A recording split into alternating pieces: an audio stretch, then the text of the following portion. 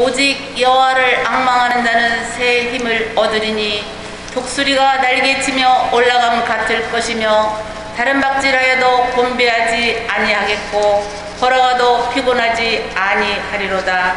이사야 40장 31절 말씀. 아멘.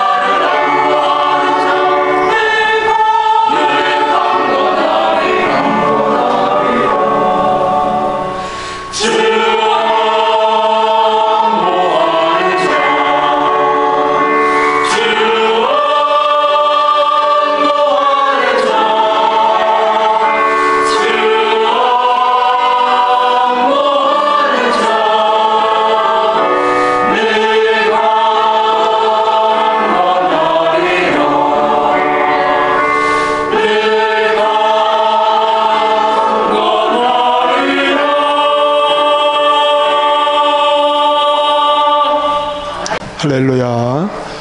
네, 오늘은 지난 창립 2주년 오후 예배 때 전하려고 했던 말씀을 나누려고 합니다.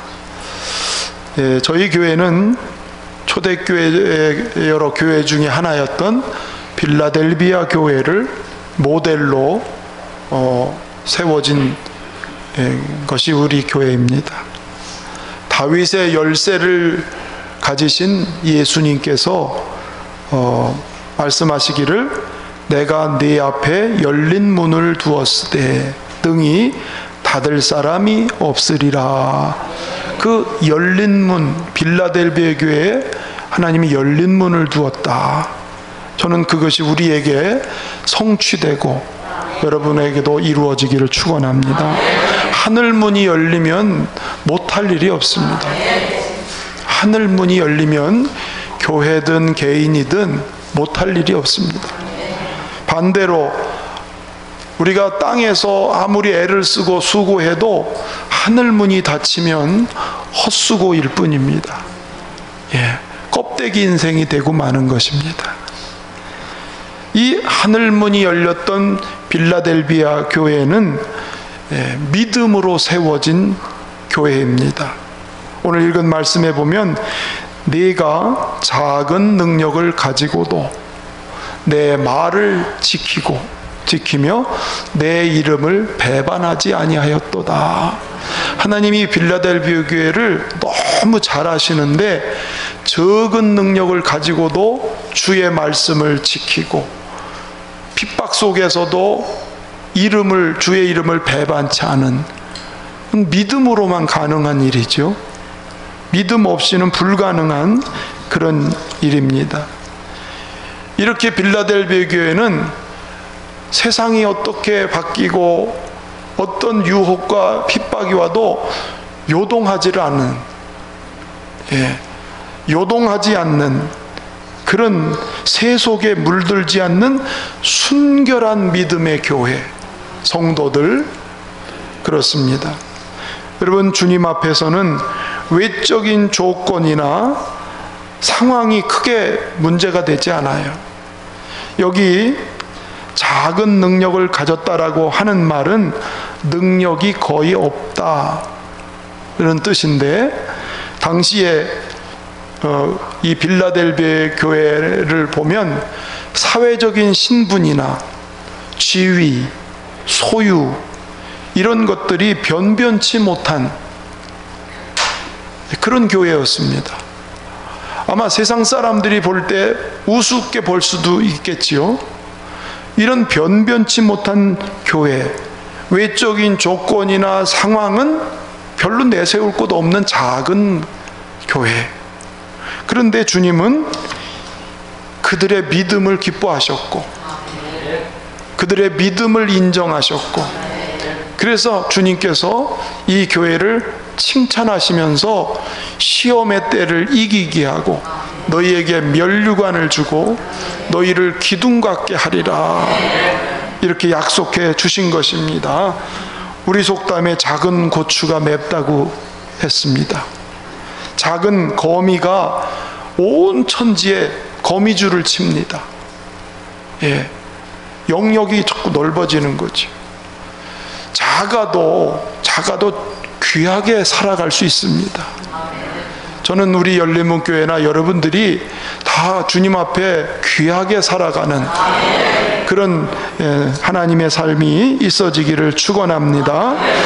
우리 모두가 오늘 본문을 통해서, 그러면 성경에서 작다라고 하는 것을 예수님께서 겨자씨를 비유로 말씀하셨지요. 겨자씨, 씨 중에서 가장 작은 겨자씨. 예수님이 그 얘기를 자주 하셨어요. 왜냐하면 그 당시에 일반 회중들, 일반 백성들이 잘 알아듣고 이해하기 좋은 예화가 겨자씨 비유였습니다. 그래서 이 겨자씨 비유에서 오늘 작아도 귀하게 사는 길, 그것을 겨자씨에서 세 가지를 한번 우리에게 생각을 하고 그렇게 살기를 축원합니다. 자, 귀하게 살아가는 삶, 작아도 첫째는 하나님의 나라가 임하면 귀한 인생이 된다는 것이죠. 하나님의 나라가 임하면 작아도 귀해져요. 마태복음 13장 31절, 자 시작. 또 비유를 들어 이르시되 천국은 마치 사람이 자기 밭에 갖다 심은 겨자씨 하나를 같으니. 하나님의 나라는 거창하게 나타나지 않아요. 하나님의 나라는 요란하게 나타나지 않아요. 겨자씨와 같이 아주 미미하고 작게 시작합니다. 빌라델비아 교인들이 신분이나 지위나 세상적인 모든 여건들이 미미하고 약한 분들이에요. 그런데 그곳에 하나님의 나라가 임하니까 이 교회는 주님이 참 기뻐하시는 존귀한 교회로 살아가는 것이죠. 왜 그렇습니까? 그 겨자씨가 누구냐면 예수 그리스도세요. 하나님 나라, 거기에 주인이신 예수님이 임하시니까. 예수님은 작은 자로 오셨죠. 약한 자로 오셨습니다. 가장 높으신 분이 가장 낮고 천한 자리까지 그렇게 작아지신 예수님. 그런데 그 예수님이 가는 곳마다, 예수님이 만나는 사람마다 하나님의 나라가 거기 임하니까 병자가 치유되고, 예, 하나님의 살아계신 증거들이 나타났습니다. 여러분, 하나님의 나라는 권세를 뜻합니다. 할렐루야. 하나님의 통치가 있고 하나님의 임재가 있으면 그 나라의 권세가 나타나니까 귀신이 떠나는 거예요. 질병이 떠나가고 고쳐지는 것이죠. 그렇습니다. 적지만 하나님의 나라가 임하면 달라지는 거예요. 존귀하게 된다는 걸 믿으시기를 축원합니다. 중요한 것은 그 하나님의 나라가 내 안에 있느냐는 거지요. 그 주님의 나라가 내 안에 임하였느냐는 거예요. 그 주님의 나라가 교회 안에 통치하고 있느냐는 거지. 즉 예수가 내 안에 계시고 예수님이 통치하는 성도가 되고 교회가 되었느냐. 왜냐하면 예수님이 곧 하나님의 나라니까. 그분이 내 안에 임하면 나는 작아도 그분이 크시니까, 그분의 권세가 임하니까 내가 바뀌어지고 존귀해지지요. 어떻게? 하나님의 나라는 의와 평강과 희락으로. 의라고 하는 것은 하나님을 인식하고 하나님의 뜻을 따라가는, 여러분 하나님의 나라가 내게 임하면 하나님을 따라갑니다. 그분을 인식하니까. 하나님의 나라가 임하면 내 안에 참 평안이 있기 때문에 사람들과 평화롭게 살아갑니다. 내 안에 하나님의 나라가 임하면 기쁨, 하나님의 나라는 특징이 기쁨이요. 고난을 당해도 기쁘고 어려워도 기쁘고, 그 기쁨이 사명도 감당하고 시험도 감당하고 주님이 주신 꿈을 이루어가는데 그 하나님의 나라 권세를 가지고 살아갈 수 있으니 존귀해질 수밖에 없지요. 그렇죠? 허리를 피지 못하는 꼽추, 부인은 농아인, 귀도 들리지 않고 말도 못하는 분, 그분이 내가 만난 장로님이세요. 처음 목회지에서 만난 분. 정말 세상에 보면 너무도 작은 분들이에요. 누구 하나 뭐 이렇게 인정하고 그렇지 않아요. 그렇게 세상에서는 가장 작게 보이는 그분 안에 예수님을 받아들이고 복음이 들어가서 하나님의 나라가 그 속에 임하니까 이분의 모습이 희망과 기쁨으로 살아가요. 그 작은 분이 하나님의 성전을 짓는데 가장 귀하게 쓰임받아요. 그의 두 아들은 선교사가 되고 목사가 돼요. 그 작은 자의 품에 하나님의 나라가 임하니까 그 후손을 통해서 하나님의 나라가 복음을 증거하고 세계에 나가서 복음을 나타내는 왕성한 권세가 나타나기 시작하는 것이죠. 할렐루야. 그 교회가 부여군에서 가장 낙후된 교회 중에 하나지요. 가장 어려운 지역에 모든 성도들의 모습도 그렇고, 그런데 그곳에 하나님의 나라가 그 교회에 임하니까 그렇게 미약하고 적은 교회가 선교를 감당하고 예배당을 건축하고 동네 사람들이 깜짝 놀라서 그 이후에 교회 다니는 사람들이 참 많아졌다고 그래요. 참 교회를 보면 신비한 거예요. 저런 조그만 교회에서 어떻게 이런 큰 일들을 하는지. 그거는 딴 게 아니에요. 작아도 하나님의 나라가 내 심령에게 있고 교회 안에 그 하나님의 통치가 있으면 그 권세 때문에 그렇게 존귀하게 되는 걸 우리는 기억해야 됩니다. 이 하나님의 나라는 누가복음 6장 20절을 읽어보시면 시작. 예수께서 눈을 들어 제자들을 보시고 이르시되 너희 가난한 자는 복이 있나니 하나님의 나라는 가난한 자에게 임하는 거예요. 마음이 부요한 사람, 나는 가졌고 나는 배웠고 나는 모든 게 준비됐어, 이런 사람은 절대 하나님의 나라를 경험할 수 없습니다. 나는 가난한 인생이요, 나는 허물된 인생이요. 그래서 하나님을 향한 갈망하는 마음이 있는 성도, 그 심령 속에 하나님의 나라는 임하는 것입니다. 자기가 꽉 찬 곳에는 주님이 임할 수 없지만 내가 빈 곳에, 그 빈 곳에 하나님으로 채워지고 예수로 채워지기를 갈망하는 그곳에 하나님은 임하는 것입니다. 할렐루야. 그렇습니다. 엘리야 시대에 우상 숭배 때문에 하나님이 하늘 문을 꽉 닫으셨지요. 꽉 닫으셨어요. 3년 6개월 동안 비도 내리지 않고 이슬도 내리지 않은, 그야말로 다 말라고 다 죽고 먹을 물도 없고 농사는 농사대로 안 되는, 다 죽을 지경에 하나님이 엘리야를 통해서 그 백성들을 회복시키려고 갈멜산에서 바알 숭배자들과 영적인 싸움을 할 때에, 바알 숭배자들은 아무리 떼거리를 쓰고 애를 써도 죽은 신에게서 무엇이 나타나겠어요? 그러나 엘리야는 하늘을 향해서 갈망하고 하나님이 살아계신 것을 보여주십시오. 하나님의 나라가 여기 임하는 걸 나타내 주십시오. 하나님의 말씀이 진리인 걸 가르쳐 주십시오. 내가 주의 종인 것을 나타내 달라고 기도할 때 하늘 문이 열려져서 불로 임하는 하나님의 나라가, 그렇게 기도하는 곳에, 사모하는 곳에 하나님의 나라가 임하고, 그 이어서 그 기도 소리를 들으시고 하늘 문을 열어서 비를 내리시는, 다 살아나게 하시는. 따라합시다. 하나님의 나라는 사모하는 자에게, 기도하는 자에게 임하신다. 할렐루야. 그렇습니다.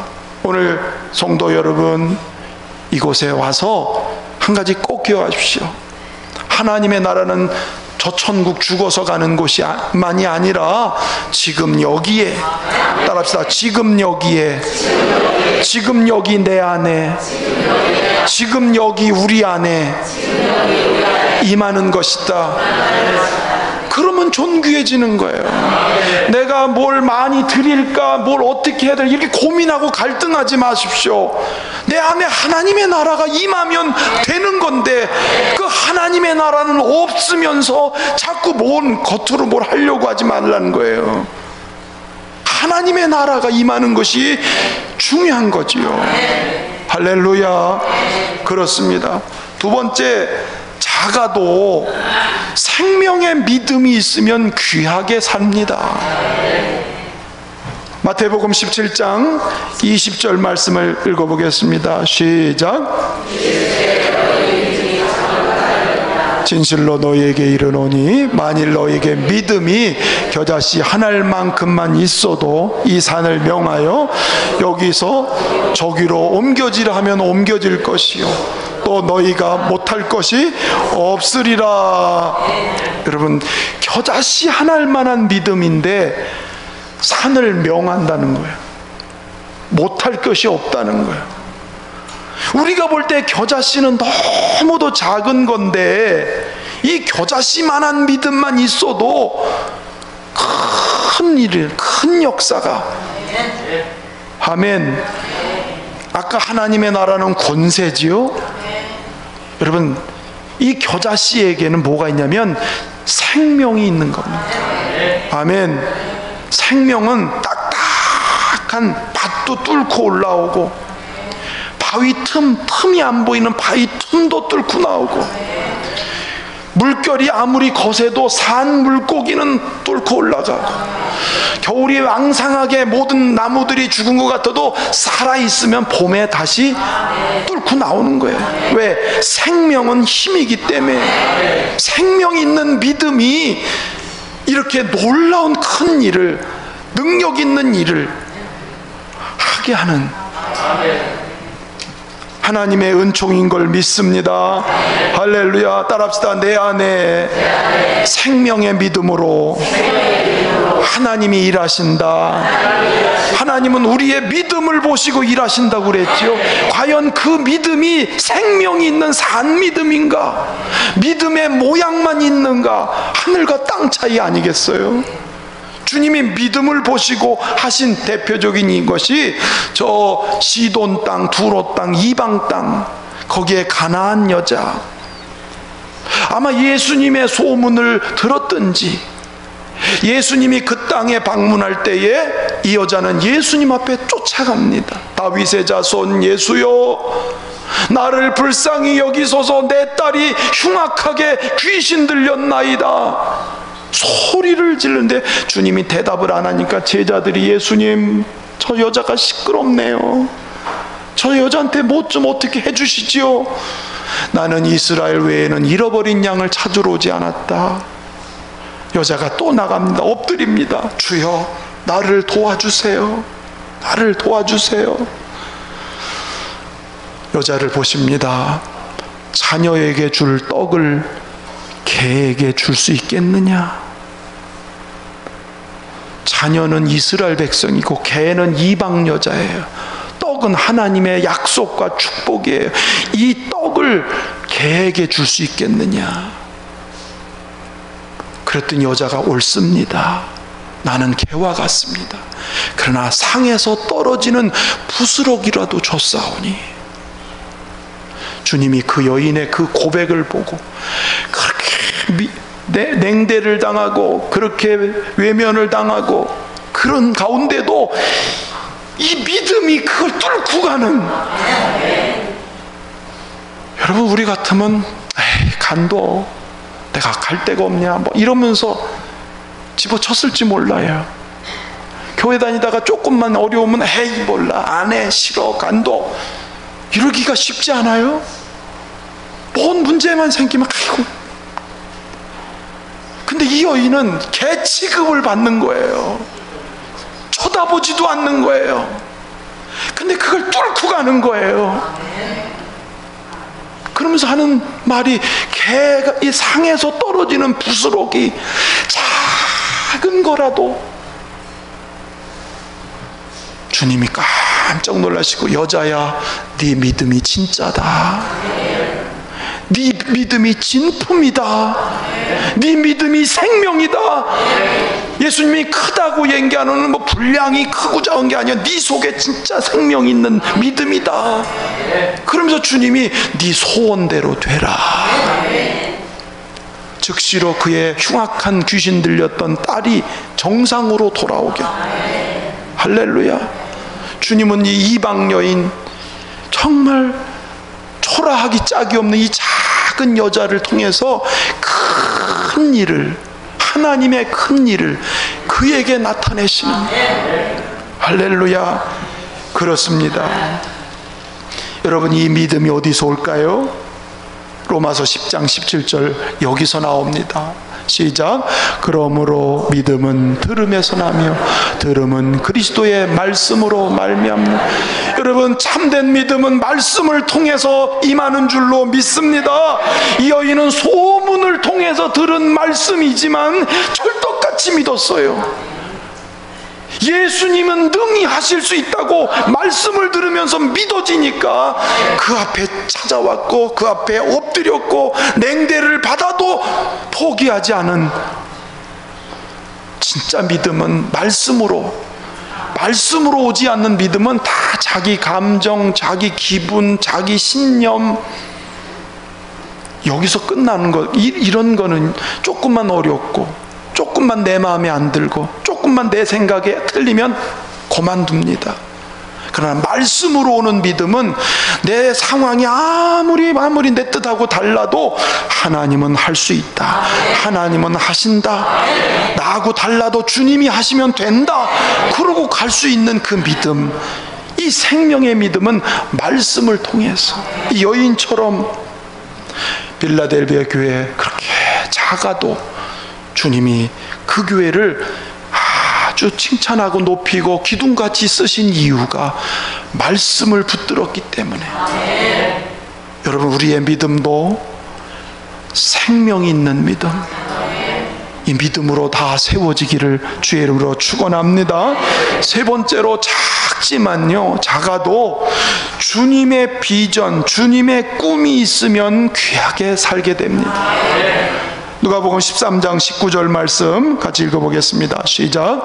마치 사람이 자기 채소밭에 갖다 심은 겨자씨 한 알 같으니 자라 나무가 되어 공중의 새들이 그 가지에 깃들였느니라. 아멘. 여러분, 작은 씨앗이지만 심기만 하면 쫙 자랍니다. 심기만 하면 나무가 됩니다. 심겨지면 새들이 막 몰려듭니다. 새들이. 여러분, 근데 심어지는 게 문제죠. 겨자씨가 안 심겨주면 그런 역사 없어요. 그렇죠?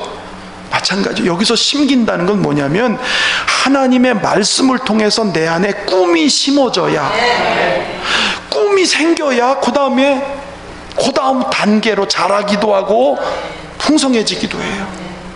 여러분, 내 안에 꿈이 있는 사람, 비전을 가진 사람, 이걸 다른 말로 하면 소원이 있는 사람, 하나님은 그걸 두고 일하시는 하나님 믿으시기를 주의 이름으로 축원합니다. 그렇습니다. 요셉은 12형제 중에 11번째, 너무도 초라한 자리에 위치에 있어요. 근데 하나님은 요셉에게 그의 심령에 꿈을 심어주세요. 그렇죠?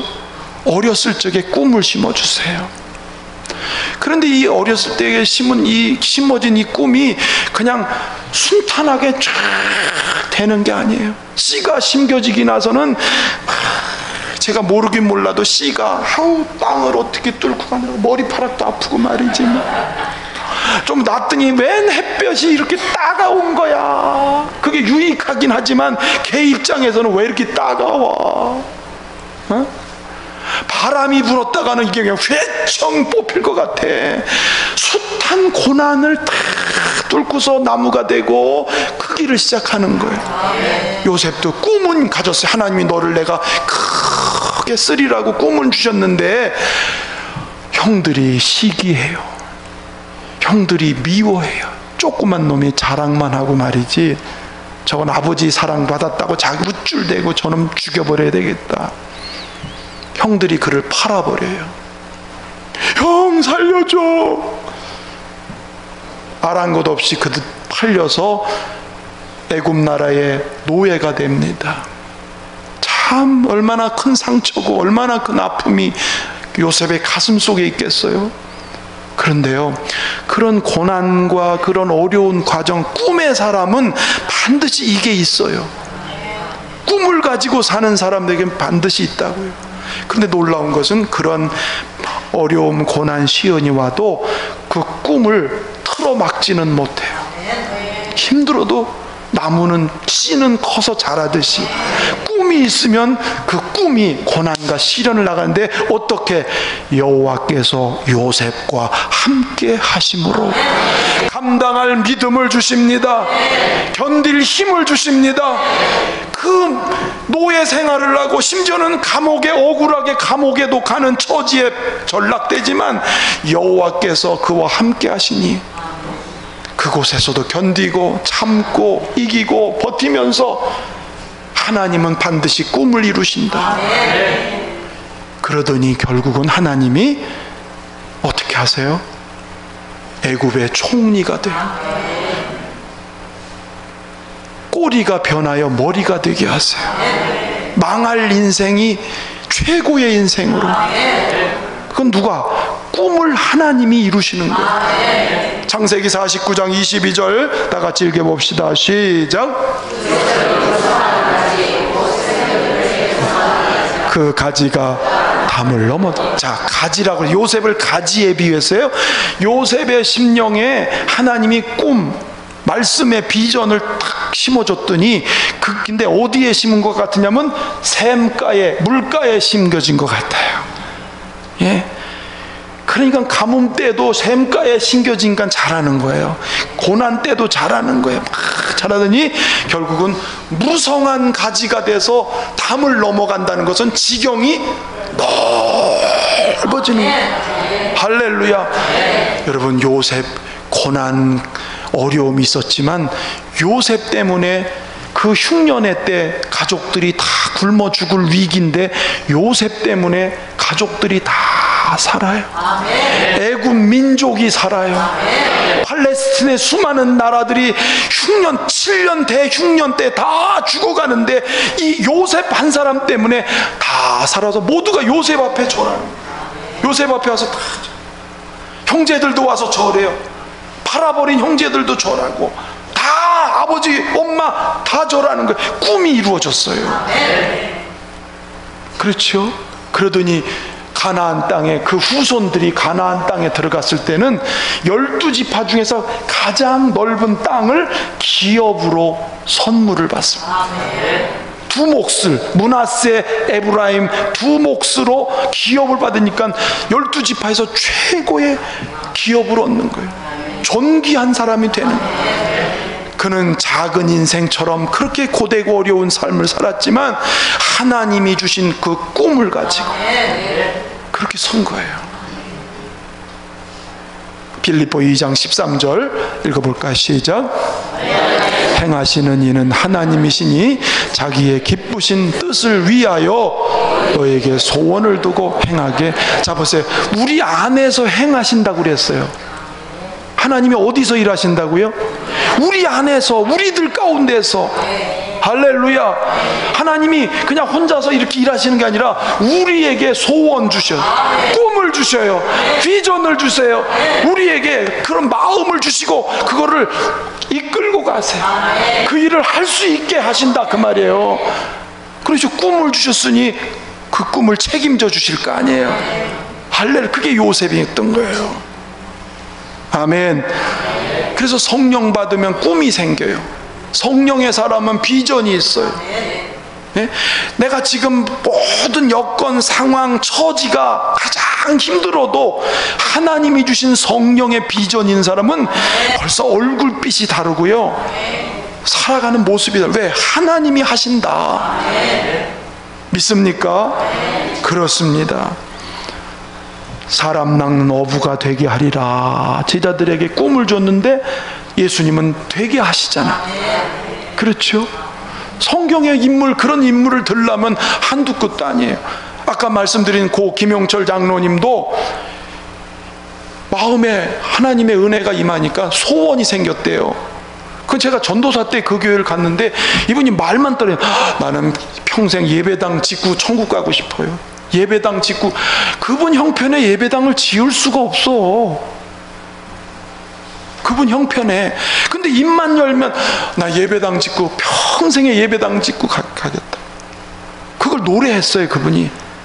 그리고 자기 자식들에 대해서 하나님 꼭 우리 자식들 귀하게 써주세요. 이게 소원이 됐어요. 비전. 그냥 인간적인 욕망이 아니라 주님 믿고 나서부터 가슴에 그게 막, 그러니까 소원이 생기니까 기도하게 되고, 소원이 생기고 꿈이 있으니까 누가 멸시해도 멸시하려면 해라 그러고 밀고 나가고, 결국은 다 이루어졌어요. 성전도 짓고 두 아들 선교사 목사가 되게 하고. 이야, 저는 그래서 천국 가면 그분 좀 꼭 찾아가고 싶어요. 장로님, 제가 그때 죄송했어요. 장로님, 낮에 고되게 일하고 와가지고 막 몸이 굽으니까 이분이 예배당 오면은 이렇게 몸이 굽으니까 자잖아요. 그럼 저는 앞에서 이 젊은 철도 모르는 목사가 자지 말고 말씀 들어요. 근데 그게 회개가 되더라니까. 저분 딴에는 그래도 그 피곤한 몸으로 주님 섬기겠다고 왔는데 이 철딱서 없는 내가 그거 사과하려고 그래. 장로님, 내가 정말 철이 없었네요. 그리고 그분이 섬긴 그게, 그래서 천국 가면 진짜 찾아가고 싶고. 하나님은 저에게 소원을 줬어요. 다 소원이 꺼져가는 듯 했는데 다시 내 백성을 구원해라, 내 어린 양을 먹여라. 저는 그것 때문에 제2의 목회를 하는 거죠. 그렇죠? 남들은 지금 은퇴 준비하는데 나는 시작하고 있으니 이게 뭔 축복이래요. 남들은 시들시들 해가는데 나는 생생하게 가고. 이게 참, 복도 이런 복이 세상에 어딨어. 화가 변하여 복이 되게. 할렐루야. 하나님이 꿈을 주시면 아무리 지금 상황이 어렵고 열악해도 하나님 반드시 그 일을 이루시고 그렇게 만들어 가시고. 할렐루야. 그렇습니다. 성경의 인물뿐만 아니라 우리가 아는 사람 중에도 적지만 주님이 귀하게 쓰는 사람, 그런 교회들 많아요. 외형적인 거 보고 따지면 안 돼요. 괜히 기죽을 거 없어요. 나는 가진 거 배운 거 없어. 뭐 없어도 괜찮아. 정말 내 안에 하나님의 나라가 있고 말씀을 통해서 주신 믿음, 생명의 믿음, 이 땅에 살면서 주님, 나도 주님의 소원을 이루겠어요. 내 평생 소원 이것뿐. XXX 이게 있어야 돼요. 내 평생 소원 이것뿐.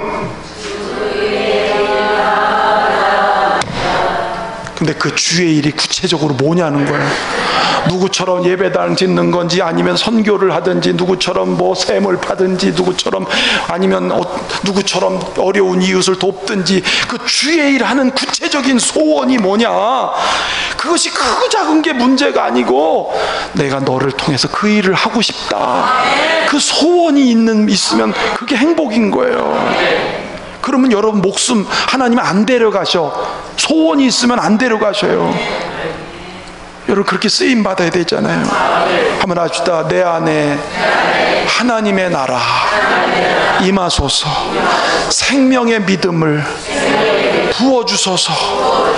꿈을 가지고 살아가게 하옵소서. 그러기 위해서 작은 나라도 주님께 바칩니다. 이런 마음으로 살면 하나님 우리를 귀하게 쓰실 줄 믿습니다.